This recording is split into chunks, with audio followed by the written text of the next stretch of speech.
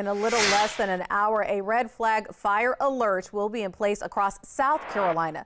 The South Carolina Forestry Commission says this is to encourage people to not burn anything outdoors when there is an elevated wildfire risk.